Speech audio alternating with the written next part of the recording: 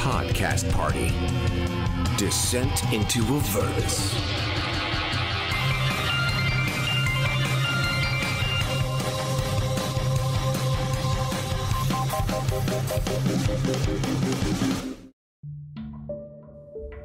My name is Painbearer Corbin Shiv. The Vanthampur family and Thavius Krieg are trying to drag the whole city of Baldur's Gate into hell. My friends and I are trying to stop them. In a vault beneath the Vanthampur villa, we found Thavius Krieg.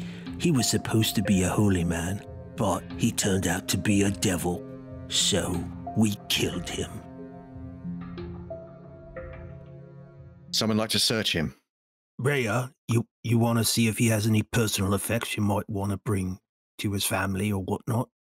Reya, who moments before thrust her sword through Thavius Krieg's throat, ending his life, says, "If that was truly Thavius, I wouldn't want to desecrate him with searching through." And she just stops herself and walks away. If you ask me, he's already defiled himself. So if you don't mind, I'm going to go through his pockets now. Hylan, you want? We could search these chests. No sense leaving it with this lot. Agreed. I'll check this chest for locks or traps. And I will go up to the crumpled body of Krieg and search him. Okay, let's start with Renascence's search. Renascence, you go through Krieg's vestments and you find two things of note. One, a rather sizable key, which you assume would fit the lock on the vault door, as well as around his neck, a holy symbol, which is a silver pendant shaped like a right-handed gauntlet on the end of a silver chain. Symbol of Torm. Yeah. Pretty expensive, probably maybe 25 gold pieces worth. I gently pull that off his neck. Okay. And I will stick that in my pocket. I'll take the key as well. All right. Hylan, there are in total 8 chests in this room. 4 tables with 2 apiece. Okay. I would also be happy to help search the chests. Certainly. I would say that you both could make investigation rolls as a sort of shared task. Okay. Hylan rolled a 20. Guidance. And with guidance, that's a 24. Okay. Ofelia? 7. Okay. Hylan, you take 4. Ofelia, you take 4. Between the two of you, you do not detect any traps on the chests that you investigate. Great. Are they locked? You sort of test to see if they're locked or not, and the lids of these coffers seem to open without any resistance. Great. I will lift the one in front of me. Okay. You lift the first coffer. It contains about 30 electrum ingots, and those are worth about 10 gold apiece. Great. You turn one over, and it has stamped into it a very sizable V. Mm-hmm. Clearly the mark of the Vanthampur family. Mm-hmm. Ofelia, on your side, the coffer that you open, it is full of gold pieces, about 100. Great. We seem to have stumbled on the Vanthampur coffers here. Mm-hmm. Okay, Hylan, you open your second. Ofelia, you open your second. Hylan and Ofelia, you are both equally happily surprised in that coffers 3 and 4 each contain 100 gold pieces. Wow. Love it. So far, we've racked up 300 gold pieces and 30 electrum ingots. Great. Hylan, you open the 5th coffer. This does not contain money, but what it does contain is kind of odd. You see that there are 2 pieces of some kind of knife or dagger. It seems to be of an ivory material. It's curved. The blade itself is ivory. There are some kind of strange runes on it. What languages do you speak? Not very many, I will tell you. Celestial, Common, and Thieves' Cant. You do not recognize these runes or the language on this blade. Hylan, what did you find over there in that chest? It looks like some sort of ceremonial knife to me. I can't read what's written on it. Can anybody else read this? I speak Common, Draconic, Dwarvish, Elvish, and Infernal. You recognize the language as Draconic. The word spelled on this blade is fang. Next to the broken blade, you see a bone hilt wrapped in leather strips and studded with gemstones. But unfortunately, the blade and the hilt are separated from each other. Does anyone have mending as a cantrip? What's that? I mean, what? I've got guidance. I can guidance it. I almost took mending, and at the last minute I didn't. Oh, Does this look like a dragon tooth or claw?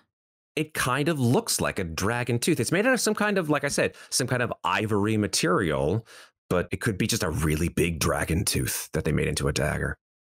Okay. Could be we could have it repaired. Yeah, I'll put it in my bag.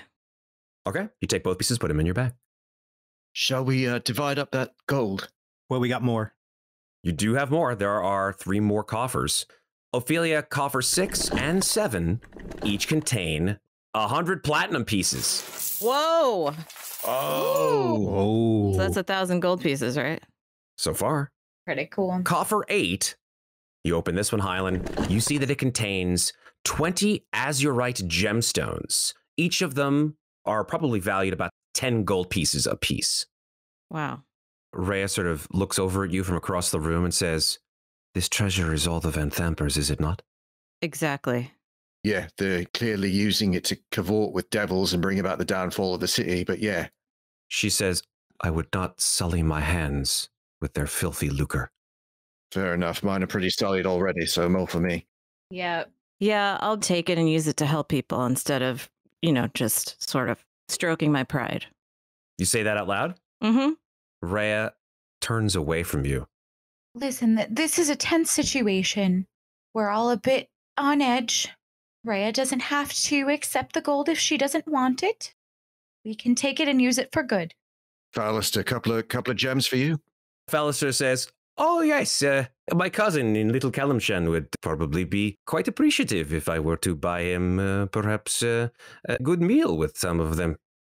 Yeah. Get him something nice. I give him two azurite gems. How much were those worth? 10 each. Mm-hmm. Okay.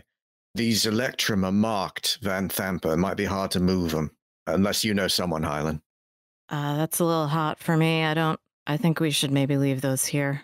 Yeah, fair enough. I know someone. Ilmata will take it. All right. Right? Do you think it will get the church in trouble? No, it's a donation. That works for me. Okay. All right, Corbin will take those. There were 20 azurites. 20 azurites. Sorry, so we've got 4 azurite gems. We've given 2 to Falaster. Mm-hmm. We've got now 2 extra. Yeah, I would be okay with giving him the other 2. Okay.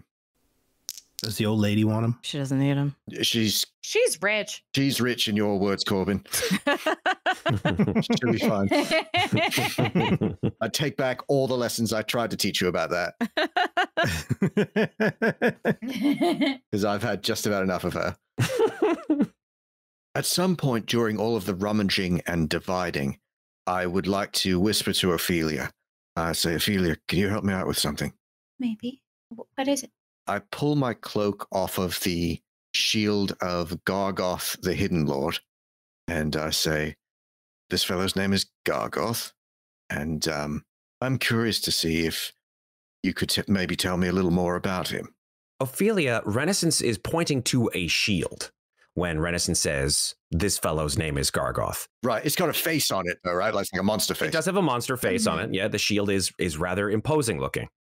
I say, "Gargoth, this is Ofelia." You say this out loud, correct? Yeah. Okay. If you do anything untoward toward her, I'll see that you're melted down. There is no response, either in your head or from anyone. Yeah, he's sulking, Ofelia. But if you could maybe tell me a little more about him, I'd appreciate it. Okay. I cast Identify if I have 10 minutes to do so. You have to touch this shield in order to do so, correct? Yes, I must touch it. Okay. I'm touching it with one finger because I'm a little wary of this thing. Renascence hasn't actually touched the shield itself. He's only touched the cloak around it. But Ofelia, as your finger touches the shield, the first contact that you have with it is that it is very cold. The metal is very, very cold, almost ice cold, which is strange because most metal, is cold. But this one, it feels almost like for a second, like your finger would fall off from frostbite. Luckily, however, that feeling subsides and you're able to close your eyes and attempt to discern the magical nature of this particular shield. Corbin would like to stand by the door and stand guard and listen to make sure no guards or anything are coming. Absolutely. Make a perception check in that 10 minutes, please, then. 13. You do not hear anything, Corbin. As she's doing that, I want to say something to Reya. Sure. I'll just go over to her and I'll put my hands up like I'm not here to argue. My friend Ofelia was right. I apologize. I should be taking into account what you've just faced and what you've just seen.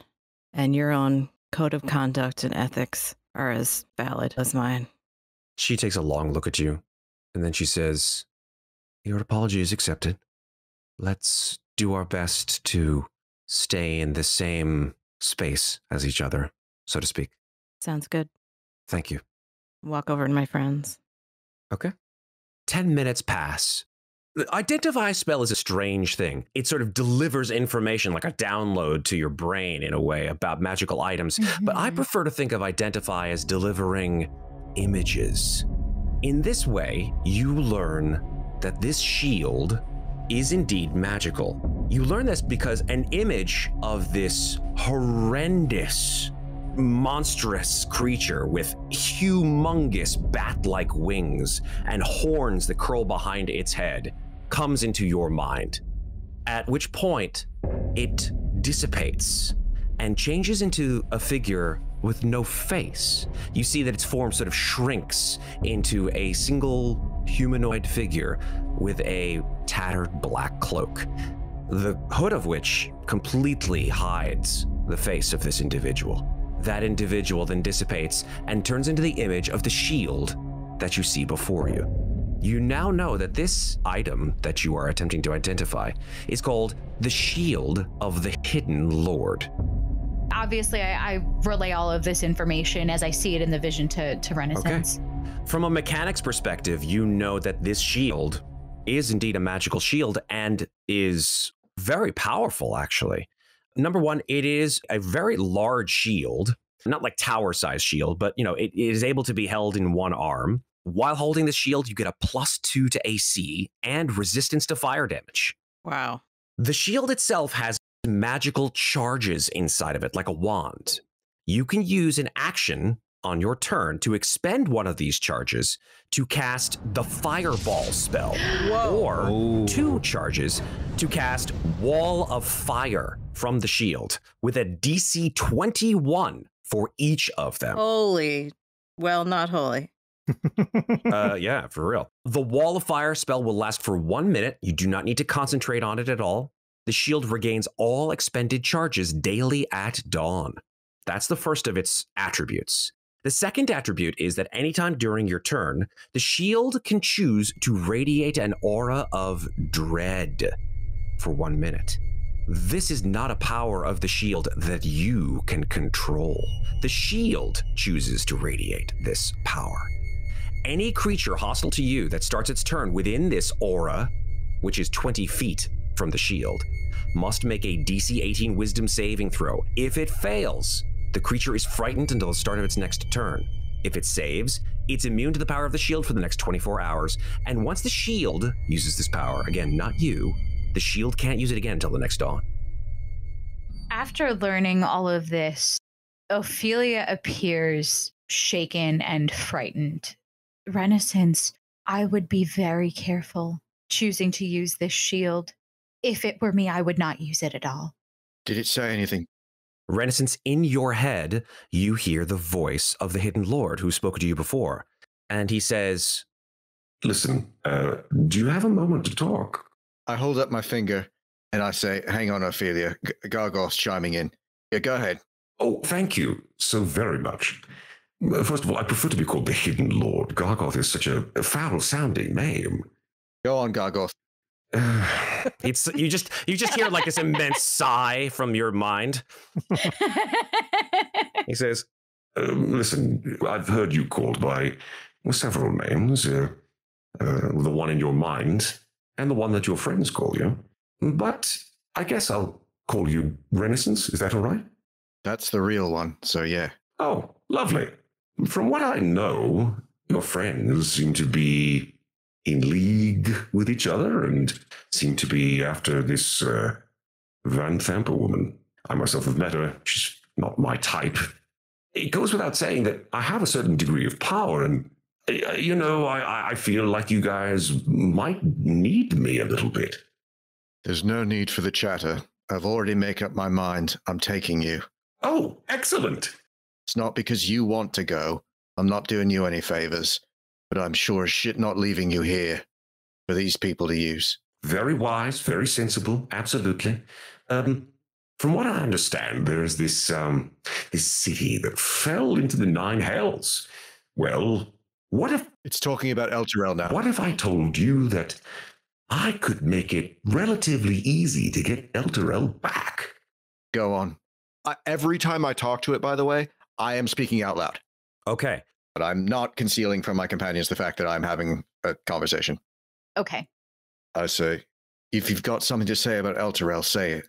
Listen, whether you believe it or not, at one point in time, I was, your friend was talking about celestial beings. I used to be one of them. It was a long time ago. Before I was, what I am now.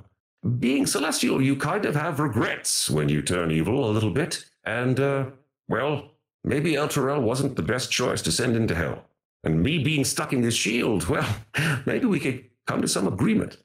I close my eyes for a moment and I say, my whole life, all I wanted was for some power somewhere to say, Renascence, I see you. You exist. There you are. You belong somewhere. And I never got any answer, no matter what church I went to, no matter where I prayed, no matter what words I learned, what rituals I did. And someone finally notices me, and it's this fucking thing. And I point to the shield. Oh, that's terrible. Oh. Did you say that out loud? Yeah. The Hidden Lord says, if you intend to rescue Elturel from the nine hells, I will be most happy to assist you, provided that you take me with you back into the nine hells. You want to go to hell. It wants to go to hell. Well, of course it does. Well, hear me out. I think that's the best place for it, to be honest, because that's where it probably belongs and where it can't be, wielded by any Vanthampurs or anyone else up here. I mean, I see that logic. But I don't know how to put you back in hell. Well, let's cross that bridge when we come to it. All right. Well, until I can send you back to hell, I'm keeping you right here, and I strap it on my arm. okay. Just be careful how you use it, Renascence. Now, this shield requires attunement if you want to use it as a +2 with all of its amazing magical abilities. Are you attempting to attune to it? Yeah, what's the catch? Mm-hmm. What's the catch, Gargoth? Again, would you please do call me, I guess the Hidden Lord is a little bit gauche. Just call me, my lord? No, because you're not my lord. You're a shield I found on a wall in a dungeon. How about, something, How about Gargoth? Because that's your real name. Thanks for telling me. It's making me quite sick, and I'm not really used to hearing it in such a blasé fashion. Just call me you, I guess. How about you? How about Gargs? I'll take it. All right, we'll go with Gargs. Gargs! A little bit of information for you, Renascence. Just between you, me, and the lamppost. I don't know if any of your friends should be aware of this. It's up to you. There are others, besides the Vanthampurs, who are quite interested in possessing this particular item in which I am stored. Who might that be? Well, some might call it a secret society. Any one of your friends could be a member of it. I say, again, I know I've got a working class accent. That doesn't mean I'm stupid. I never said you were. Well, you seem to think I am, because right away you're like trying to drive a wedge between me and my friends, Gargs. I'm really not. I'm just trying to tell you the truth. Right. Secret society, noted. Excellent. It's only a matter of time before it's, rather evil members find this item, this shield. And this society doesn't want the massive powers that I possess within this shield to be used for good. That I can tell you for certain. Well, evil is as evil does. Mostly going to be blocking things with you. It's fine, won't hurt my feelings. Will you be able to give this up once you take it? Gargs, Yes. if I put you on, am I going to be like stuck to you? Or is there some sort of, because I'm not signing anything with you. Like, you want to go back to hell, I want to put you back in hell. Right. Right, that's right, on the same page there. Oh, yes. But I'm not like doing you any special favors or giving you anything. If you're asking me if we're stuck together like glue for the rest of eternity, I sincerely hope not. Yeah, well, that's mutual. I say to Hylan, I say, no, I don't think it's like that. Ren, are you going to turn into a blobby What? sort of A devil? bizarre creature? Because look, already, I point to my horns and I say, this is already, No, that's not what I meant. I meant, are you going to look like the man that we just killed? Oh, no, good point. Good point. Am I going to be turned into like a frog? I gestured at Thavius Krieg's corpse, like a frog thing, because I'll put you right back on the wall. Gargs says, No. Krieg made quite a special deal to turn himself into an amnesu. I don't believe you'd want to do the same. It's called an amnesu, what he was. Who was that deal with, I Gargs? don't quite know, to be honest. Insight check. go for it. Yeah, what's that shield hiding? All you're hearing is a voice. Yeah, I have realized it's just a shield, but maybe from his tone of voice, I might get Yeah. something. Go for it. I'm going to make a deception check on the part of the shield. Okay, well, don't bother, because I got a 7. Oh, no. Well, you never can tell. Maybe he rolled a natural 1. No, he did not. Definitely higher than a 7. Right, we'll get back to that. I'll get back to you. Sorry, everyone. Listen, have we got time for a bit of a breather here? Because I know Ofelia got worked over pretty good in that fight, and we've been going pretty hard since the lowlands, and so we locked you here in the vault.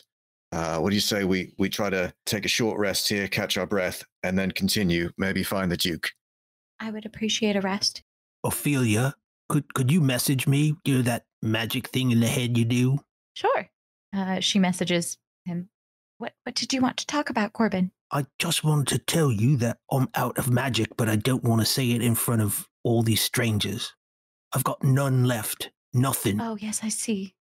That's it. He says out loud. Well, that's important to know. Ofelia then casts message 2 more times and relays this information separately to Hylan and Renascence. Well, I certainly think we should rest. Yes. She says that part out loud to everyone. But we should perhaps look for an opportunity to take a longer rest if it presents itself. Agreed. And we should be wary in any other battles that may occur going forward. Unfortunately, at this point, it's only about 3 p.m. You'd have to wait perhaps another 3 hours to take a long rest. You could certainly take a short rest, though. Yeah. Yeah, I was thinking short rest. I don't think we're getting a long rest here. This is an important room. Yeah, this doesn't seem like the place.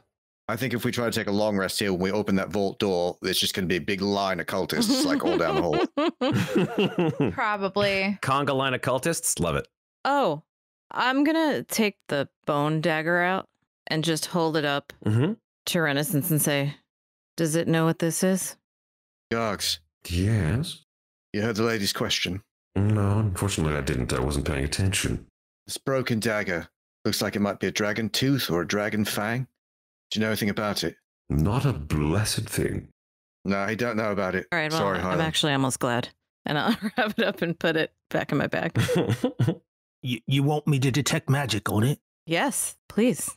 Okay, so while we're waiting, I'll ritually cast Detect Magic on it. All right. Anybody else want to do anything in the 10 minutes? Or if not, then I'll just fast forward. I will attune to the shield during the short rest. Excellent. Very good. Yeah. I will play Song of Rest so that everyone gets an extra d6. Okay. You all settle down to bandage your wounds, knowing that the door is indeed locked. Everyone sort of spreads out to the corners a little bit. Reya closes her eyes for just a second, sort of getting a little bit of a cat nap, so to speak.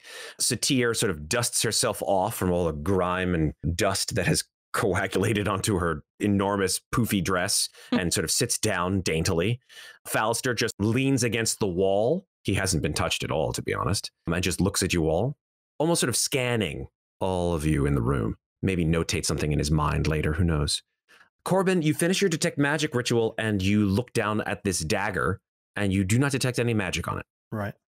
Okay. And nowhere else in the room, not on the old lady or Falaster? Nope. Or they have no magical items upon them. Obviously, your magical eyes now light upon the shield and it is glowing with magic. Okay. And Corbin's not going to take a rest because he is not wounded at all and he's not going to get any benefit from it. So he's actually just going to stand guard at the door listening. Perfect. And then he says, I can cast silence and make a little bubble of silence when we want to leave if you want, everyone. That's a good idea, Corbin. Thank you. All right, so you finish your short rest successfully. No one knocks on the door. No one bothers the vault at all, in fact. I do attune to the shield. Your armor class goes up to 20 now, right? 21. Awesome. Tanky McTank. Wow. What do you guys want to do? Are we ready to go? Ready? I'm ready. Corbin's going to listen at the door, see if he hears anything. Make another perception check. 18. Okay. From outside the door, you do in fact hear something. You hear the sound of feet.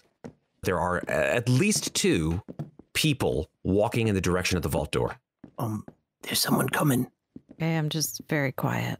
And put my cultist costume back on. Should we try to surprise them with an attack?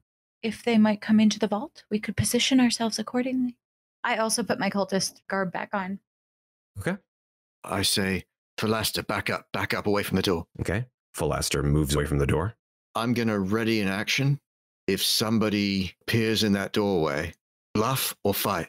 Fight. I don't think there's going to be any bluffing out of how many people are in this room. Okay. If somebody appears in that doorway, I slide a javelin from my back. If somebody appears in that doorway, I throw my javelin at them. Okay. And if someone opens the door, Corbin has his scimitar out and he's going to stab them. Okay. And Hylan will be right next to Corbin and will also stab them. Okay. Very cool. Ofelia will position herself so that she is across on the other side of the entrance from Renascence. So she is also ready with an attack with her rapier and she will stab him. All right. The sounds do get, in fact, closer to the door. They begin to slow down as they actually approach the door. You can tell by listening with your perception check there, Corbin, that there are at least 3, perhaps 4 sets of footsteps coming towards the door. I hold up 4 fingers to everybody. I'm going to motion to Satir with one finger over my lips, like, be quiet. And I'm going to motion to the table, like, get behind the table. I cast Thaumaturgy 30 feet north of my position. The sound of splashing footsteps running away up the corridor. Okay. You hear the sound outside the door of splashing footsteps running to the north. Yeah. And the footsteps stop. And outside the door, Corbin, you hear a male voice say, "The heck was that? I don't know. I thought I heard. Was that you?" I nod and shrug to Hylan and Corbin, like, if you want them. Well, if they're just stopping at this door and then going to continue on their way, I don't want to make a spectacle. Do they sound like they're right outside the door? They seem like they may be about 15 feet away from the door. Okay. I do the Thaumaturgy again, like same thing, just to try to see if I can draw them away from the door. The voices sort of say, I don't know where that sound is coming from, but and then from behind these voices, you hear a female's voice. Uh-huh. You hear a woman's voice, although it's sort of shrill and tinny, and it says, "Dearies, what are you doing?" Oh my goodness. I think it's my mom. No, sorry. Oh no. Hi, everybody. It's Painbringer Tal Aviezer. As always, we're offering monthly free online adventures with our Dungeon Masters. These free games fill up quickly, so if you'd like to grab a spot, you should join our email list and our Discord server. Links to both can be found at cast-party.com. On Discord, you can also be part of our free bonus live audio show, Power Word Talk. And of course, our professional Dungeon Masters are available to hire for special occasions, parties, corporate team building events, or anytime you need an adventure. We are now accepting bookings for online and in-person games. You can check us out at cast-party.com and follow us on Facebook at CastPartyDND, Twitter at CastParty2, and if you're looking for a Halloween adventure for your group, your favorite dungeon master, Tal Aviezer, don't tell Matt I said that, will be happy to run my gold bestseller, Secrets of the Blind Palace, online for you and your friends. The wealthy Von Crofts hire a party of adventurers to find the body of their dead son in a haunted pleasure palace and bring him back to life. To aid in your quest, you're provided with a guide, the only survivor of the previous expedition, a bard who's been unable to speak a word or sing a note since she escaped from the Blind Palace. Secrets of the Blind Palace was inspired by the poem The Haunted Palace by Edgar Allan Poe and by the novels Great Expectations by Charles Dickens, The Shining by Stephen King, and the Evil Dead movies. If this sounds like fun, visit castparty.com for full details or email us at info@castparty.com and I will be happy to work out a date to run that adventure for your group. If you enjoy Podcast Party Descent into Avernus, please follow the show, rate us, leave us a review. We are doing this as a labor of love and it really helps us a lot. We would love to hear from you. Message us on social media or email us at info@cast-party.com. Thanks very much for listening, and now back to our adventure in Baldur's Gate. Dearies, what are you doing? I'm very sorry, you're, just call me Duke. Yes, of course, Duke. We're hearing strange noises and, perhaps it's best to, oh, give me a break. Got to do all this myself. And then you hear the sound of a single set of footsteps coming close to the door. The doorknob begins to turn. What's going on? And then you hear from the other side of the door, Krieg! Krieg, open the door! Corbin's going to hold up one finger and he's going to go 1, 2, 3, and we're going out. I want to pull her in. Well, we're opening the door. Yeah. Let's open the door, yank her in, and close the door. Yes. Good plan. I'm not very strong. Who's strong? Grab her with those bugbear arms. Yeah. That's the plan. Okay. Okay.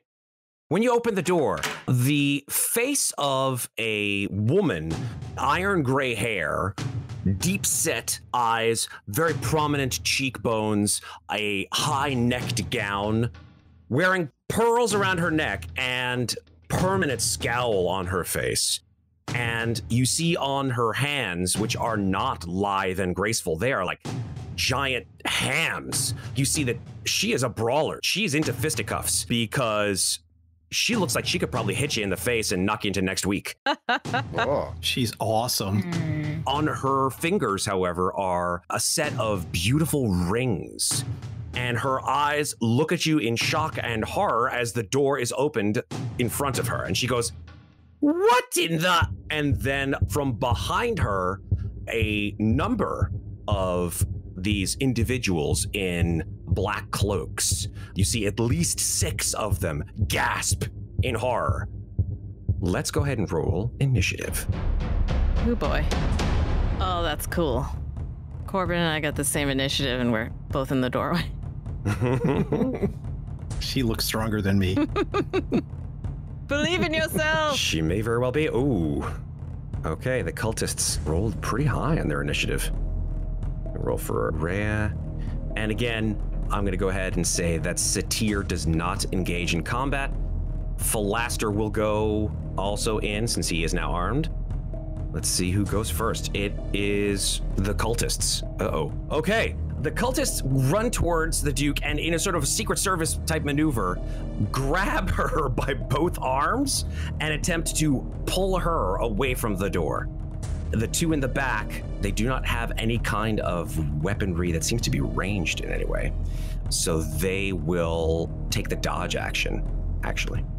But this one first will make a athletics check to sort of pull Thalamra in sort of a shove attack, I guess, in a way, away from the door. This will, because it's forced movement, Not provoke an appetite. That's correct. So yeah, the cultist grabs, he moves in 5 feet, he grabs Thalamra under the arms, and she's like, what is going on? And then grabs and moves her, half of his movement, 15 feet away, to the east. This cultist, seeing that Thalamra has moved out of the way, Shing pulls out his scimitar and rushes the person who he sees in the doorway who's closest, who is Corbin, and he will make an attack. Oh, that's a crit right off the bat. Holy crap. No. That's 9 slashing damage. Great. So he hits me, but nothing actually happens because it eats up most of my temp hit points. Fantastic. You bleed not a drop of blood. That is the cultist's turn. Corbin, you're up. So he pulled the lady outside the door. One of them did. All right. Corbin's going after her. Okay. Going to step. Going to go 5, 10, 15. Going to go right on the other side of this cultist that's in the door. Okay. And Thalamra's 10 feet away, but he's got big, long bugbear arms, and he's going to attack with his scimitar. Fantastic. A 21. A 21 will hit. 4 slashing damage. Okay, you slash out at her with your amazingly awesome scimitar. You see that it slashes down her back and she gasps in shock and screams, ah! And then just turns her head towards you in a quick pivot and her eyes glow with purple magic. And I would like you to make a dexterity saving throw, please. Wait, what? Okay. She has to be a warlock or something. A 17? Okay, at the last moment, you dodge out of the way, but her eyes glow with this awful sort of purple fire, and it wreathes you in flame, but you are able to jump out of the way. You only take half damage on this. Luckily for you, I'll roll it in the open. Uh-oh, this is gonna hurt. So that's half of 23 damage. That is 11 damage. Jeez, thank goodness you saved. Okay, so yeah, so that eats up his last temp hit points and hurts quite a bit. Oh! I think that's my turn. The last thing he's going to say is he's going to hold up the sword that just hit her. And he's like, This sword killed Amric, chopped off his head. And that's his turn. Oh, God. Okay. Oh. Holy shit. He's bringing it. I'm realizing we've really missed an opportunity here. We totally should have cooked him up into a pie and made her eat it, and it's too late. True. It's fine. We can fish him out. We'll get him next time. I've got something for you, Corbin, here. In response, she smiles as she sees your skin burning from her awful, hellish fire, and she says, I admire that honesty, Buggy. That's a noble quality. Never lose that, because it often disappears with age or entering politics. Pretty much agree. I wish she was on our team. Yeah. I turn to Satira and I say, why can't you be more like Duke Thalamra? All right, that's the end of Corbin's turn. Hylan, you're up. Okay, seeing the opportunity Corbin has given me, I'm going to flank this cultist in the doorway with Corbin. Yeah. And I'm going to attack twice with my psionic blades. Oh, yeah. With advantage. That's a 12. Oh, 12 will hit. Yeah. Oh, 12 fantastic. Will hit. Yeah. Okay, so that's 5 psychic damage and 9 sneak attack damage for a total of 14. Okay. Yeah, you stab him right between the ribs. He gasps. He falls to the ground. Okay, and then I will also attack with my offhand. He's not moving. Oh, sorry. I mean, you could stab him psycho style if you want. That's your choice. But yeah, he's like super dead. There is a cultist directly behind Corbin, correct? There are 2 of them. I will throw the other one at the cultist directly behind him. Okay. They had taken the dodge action. That's okay. That basically just allows them to, any attack has disadvantage. Yeah, I wouldn't know that, so I would throw it at him, and I only got a 7. Okay. That blade disappears in midair. Okay. I'm gonna stay where I am. That's my turn. Okay. It is now Reya's turn. She charges out, hearing the sound of clearly Duke Thalamra's voice. Yeah, she just runs at these cultists in a fury, screaming. There is something going on here, perhaps, as she just lays into the first cultist and potentially the second one with 2 longsword attacks. The first one will hit, and the second one will miss. It will do 7 slashing to the first cultist. It won't kill him, but very, very badly laid low. Falaster will jump into the fray next. Let's see what he has. So many NPCs. I gotta kill one off at least. Sorry, did I say that out loud? Okay, yeah, Falaster has a short sword and a dagger that you guys gave him, correct? Mm-hmm. Correct. Super. All right, he's way back in the room, so he will spend his turn running at the foes across from you. So he will make it to the line of cultists in the hallway, take out a short sword, and he will attempt to hit one of them. And kills one of them, the one that Reya had indeed hit, and then goes for a second attack on the one that has not yet been felled, and misses with a 10. Okay, that is Falaster's turn. Ofelia, you're up. Okay. Ofelia will run out into the hallway. She will drink her potion of fire breath, which she still has from the bathhouse. Nice. Take a big old swig of it. Turn to Thalamra and say, maybe you'd like a taste of your own medicine, and she'll breathe fire breath. She needs to make a DC 13 dex save. Okay. She's lithe in her old age. Let's see how well she does. Okay. Yeah, she does Pilates. She rolled a 5. Okay, well, I guess she's not all that spry. Yeah, she forgot to do her morning stretches. It's all good. Well, she'll take full damage. Oh, really? It's only 10 damage. Only 10. Well, I mean, I rolled 3 2s and a 4 out of my 4 d6s. I would have liked it to be a little better. She takes full fire damage, as right? far as Matt? you can tell, She's not yeah. resistant or You don't anything? see her skin taking any less damage than you would have normally expected. Okay, great. And then Ofelia will duck back into the other room. Okay. It is now Duke Vanthampur's turn. Uh-oh. And so she screams, "What are you doing there, you fools? Go and get help!" And she runs down the corridor to the east. Op attack. Go for it. Get her. A 13. A 13 will hit. 3 slashing. Okay, you just hear her grunt as the scimitar bites into her shoulder, but she continues down the hallway and gets to about 30 feet from you, where she pushes on a wall, and you see the wall rotate like young Frankenstein. And the wall rotating, you see her look back at you in a great degree of scorn. She smiles and moves inside this space, and the wall rotates back. Did Corbin notice how she did it? Did the door just slide open? Was it a button? Was it a loose rock? Make a perception check. That's a 25. All right. You did not see her push any buttons or any loose bricks or anything like that. She just seemed to push on a specific place in the wall, and the wall rotated. Okay, what she does inside on her action, you do not know. It is now Renascence's turn. Okay. Renaissance can't really see much from inside the vault, so he's going to step out. Quite a few cultists still here. Right. Renaissance looks to Ofelia, shrugs, removes his own potion of fire breath, and takes it like a shot, and then throws the glass bottle into the sewer water and smashing it. And then I'm going to breathe at the cultist ahead of me. All right. On the east side. So he's going to have to make a DC 13 dexterity saving throw. He made an 18, unfortunately.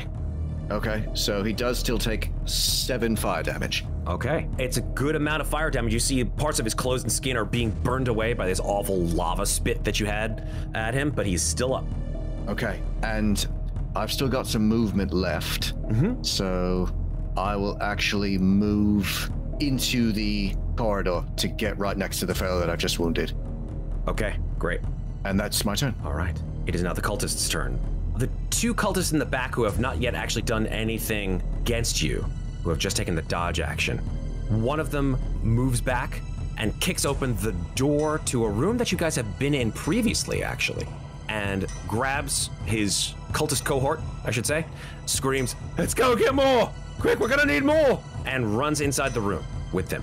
The other cultists that you have engaged in combat here will do their best to defend against you. This one will attack Falaster and will miss, and this one will attack Renascence with his scimitar and will also miss. Corbin, it's your turn. Corbin is going to stab at the cultist on Renascence with his scimitar. Fantastic. For a 23. That will hit. 5 points of slashing damage. That kills him. You stab him right through the heart. He falls soundlessly into the muck. And then he's going to pursue the old lady. 5, 10, 15, 20, 20. He can get to about there. Is that the spot where she went in? 10 feet more. 10 feet more. Okay. That's as far as I can go, though. Okay. You guys watch as Corbin runs down the hall. Right here. And I point to the wall where she went in. Okay. Hylan, it's your turn. Okay, I'm not too keen on letting those two guys run away, so I'm going to pursue them. 5, 10, 15, 20 through a person. 25, 30. And then I'm going to throw my psychic blades at this gentleman in the doorway that I can see. Super. It's an 18 to hit. That will hit. Okay, that's 7 psychic damage on the first hit. All right. The psychic blade goes in between the shoulder blades. You hear, "Ah!" And disappears. Poof. And then I will throw the second one. It's a 15 to hit. That will also hit. Great. That does only 4 psychic damage. That's enough. Your blades go in, snick snack, and you just see him fall to his knees and then gasp and fall to the ground, dead. I'm gonna stay where I am and I'll pursue the other guy on my next turn. Reya has the same idea. It is now her turn. So she will move up. She looks inside. She just drew an up attack, I think. She did. And it will hit her, doing 7 slashing damage. Oof. She doesn't pay it any mind. You don't even hear her scream as the sword sinks into her. She just runs right past him. Yep. And runs into the room. You hear shing shing as Reya cuts into the cultist. The first one's a miss, unfortunately. The second one, however, is a hit. And then you hear Wow. one shot. Nice. Good team. It is now Falaster's turn. Falaster's sort of heaving. He's like, I am not used to this kind of exercise. Okay, what's going on? And he looks down the hall at Corbin. He's like, where is she? Kill the guy in front of you. Oh, okay. Ah! And he stabs out with his short sword twice. Yes, he attacks and hits both times, and the second time kills, in fact, the guy in front of him. Wow. He's like, hey, I did it again. Not so bad, eh? It's like I gave those to the right man. All right, that's Falaster's turn. Ofelia. Ophelia runs out of the room and across to where Falaster is standing. And she says, Corbin, what were you yelling about? She went in the wall here. And I point 10 feet. Actually, with my arms, I can reach. Yeah. I can reach the wall. I'll take the dash action. 5, 10, 15, 20, 25, 30. Can't quite make it, but I'm a little closer. Okay. Well, that's where I end. All right. Something happens on Duke Thalamra's turn. You don't know. Renascence, it's yours. Okay, I can certainly see the section of wall that everyone's pointing at.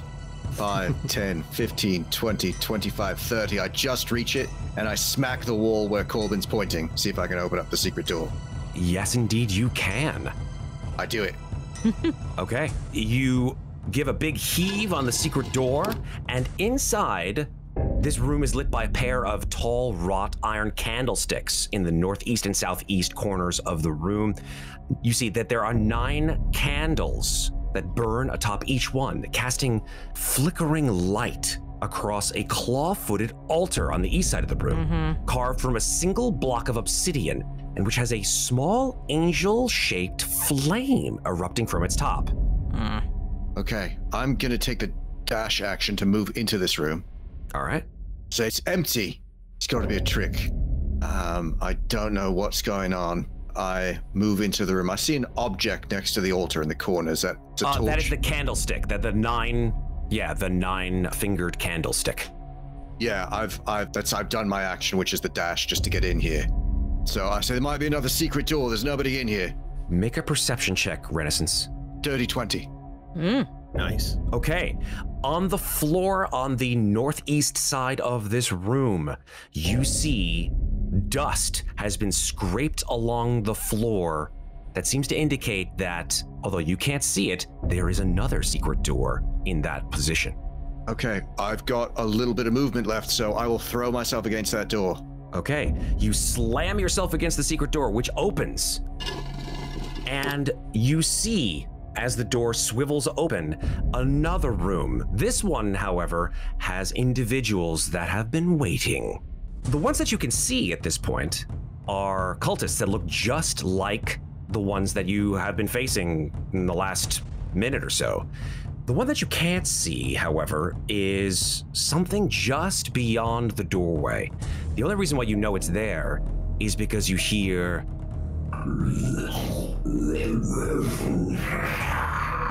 this awful growling, hissing sound.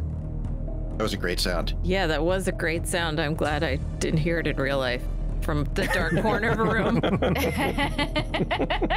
Yep. All right, that seems to be the end of all of your actions, Renascence, as well as your movement. It is not. I actually have a bonus action. Oh, super, do it. So I can see a cultist standing in front of me as I push this door open. Yeah, he has his sword drawn and aimed at the secret door that you just opened. And I spitball as a bonus action. Nice. There we go. So Dexterity save? dexterity save, DC 13. He opens his mouth as the spitball comes in. He's like, "Huh!" And he rolled a 5. Okay, he takes 17 fire damage. And the fireball goes straight down his throat, and his head pops like a ripe watermelon. Oh no. That ends my turn. None of us saw it. Yeah, nobody saw it. Jesus, that's a lot of fire damage. Holy shit. Yeah. Now my turn is over. Okay, like a Sam Peckinpah movie, everyone in this room is now just covered with blood. That's so cool. Although, perhaps the individual whose voice you heard seems to enjoy it because you hear... You just hear this sort of like chuckle that's coming from somewhere to just beyond this door. Oh, I thought that was Gargs. Oh no, Okay. It's not Gargs. Yeah. Gargs has been silent since maybe a minute or so ago. All right, that is the end of your turn, Renascence. We move to the cultists, of which there are still some in the room that you have just discovered. They would, of course, covered with blood, make some kind of morale check. Yeah, that was disturbing. That was a messed up move, but hell, no pun intended. Yeah. That was pretty cool. All right, I'll have them all roll wisdom saving throws. Okay, they all passed. I said the DC was about a 10, and none of them got below a 10. So they all just go, for the 9 hands! And they rush at you. This one stands in the doorway. The other 2 rush in behind him in sort of catty corner positions to him. There are only 3, and they will take the dodge action. The one in front of you, however, will lash out with his scimitar at you. That is a 6 to hit, so that will miss. Just dodge out of the way. Corbin, you're up. All right, Corbin is going to follow Ren into the room, run past Ofelia, and he can get right up behind Ren, and he sees on the other side of him there is a cultist, and he's going to say, just like Hylan, duck! And Ren knows this drill by now. and he's going to stab out with his scimitar for a 15. That will hit. 7 slashing damage. Awesome. Doesn't kill him, but does a very grievous wound. And that's his turn. All right, Hylan, you're up. Hylan saw everybody run down the hallway and heard what they were yelling, so she's going to follow. She's going to bonus action dash. Nice. 5, 10, 15, 20, 25, a 30. And she'll be right next to Corbin. Nice. And she will throw a psychic blade at the cultist right in front of Renascence. Love it. That's a 24 to hit. Yay. Absolutely will.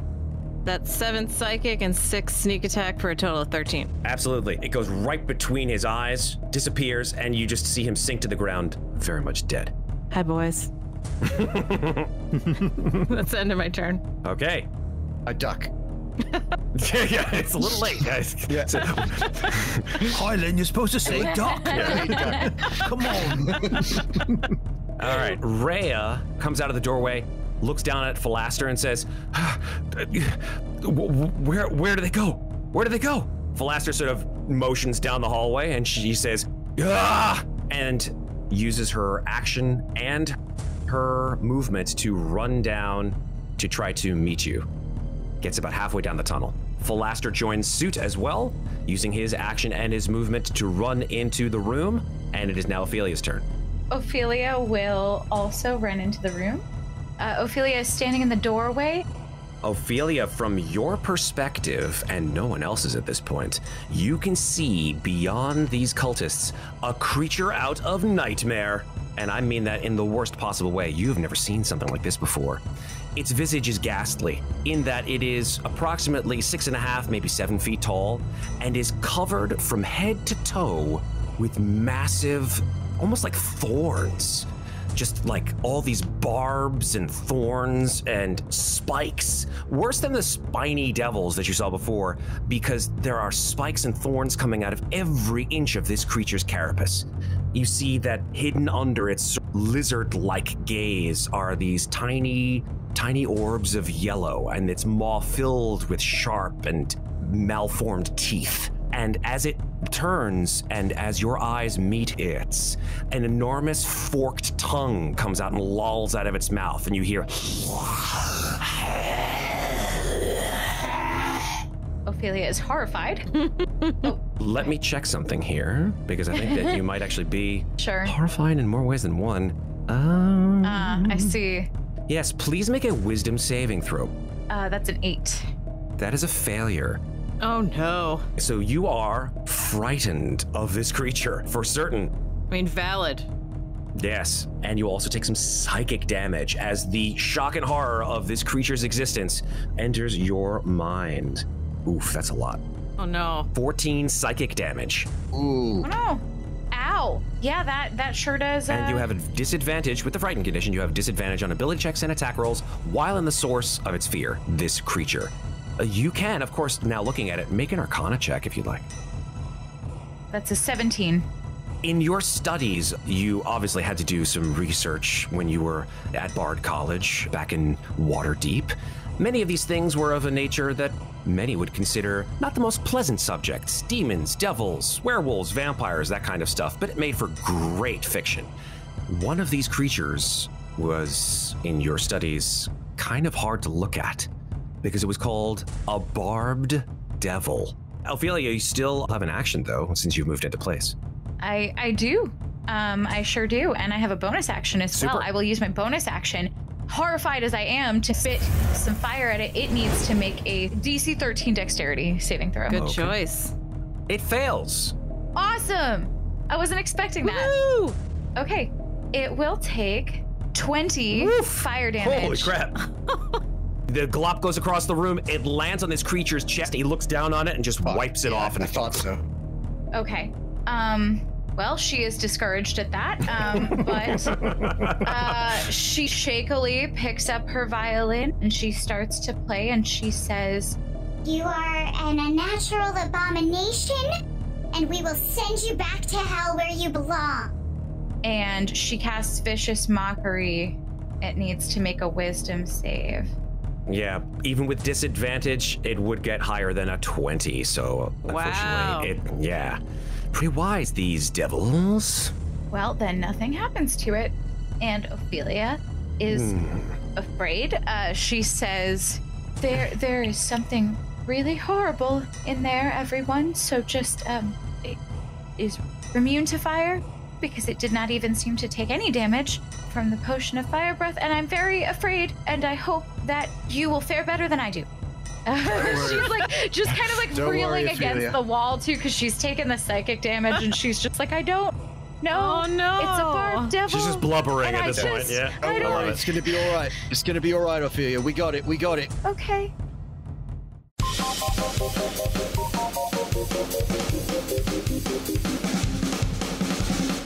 Thanks for listening. This episode featured the Dungeon Master stylings of Matt Gordon, with Andy Cannistra as Painbearer Corbin Shiv, Carolyn Fox as Hylan, Rachel Tamarin as Ofelia, and me, Tal Aviezer, as Renascence. This episode was edited by Carolyn Fox and me. Our original theme music is by Lauren Anker and Anthony DiMasso. Some sound effects in this episode are courtesy of Sirenscape. Remember, if you enjoy Podcast Party Descent into Avernus, please follow the show, rate us, and leave us a review. Thanks very much for listening. We will be back in 2 weeks with the next episode. I'm sorry, but before we continue, it seems like somebody in my kitchen, which is directly below the room I'm recording, and is like hitting something really hard, like a pounding like meat with a hammer or like a rolling pin or something. Can you hear it? Not from here. Okay, great. I just wanted to make sure because I can hear it, but I couldn't tell if it sounds good. Great. Okay. Good. Thanks. Sorry. Can you get us some? Whatever. Can you get some for us? If it's whatever good. it is? I mean, if John's making it, it's definitely going to be good. If not, That's true. I don't know. Can't vouch for it.